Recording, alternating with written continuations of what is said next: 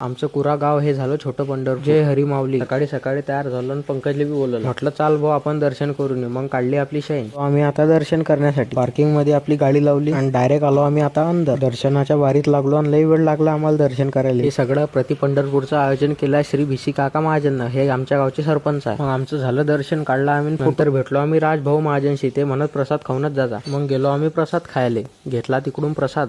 बसलो भाऊ आम्ही दोघी प्रसाद खायला. आणि खायला बसलो तर तिकडे आपले मित्र बी येऊन गेले. हे बाजूचे पोरं म्हणत आम्हाला ब्लॉग मध्ये घे. मग काय घेतला त्याला ब्लॉग मध्ये. खाणं झाल्यावर पेला आम्ही ना पाणी.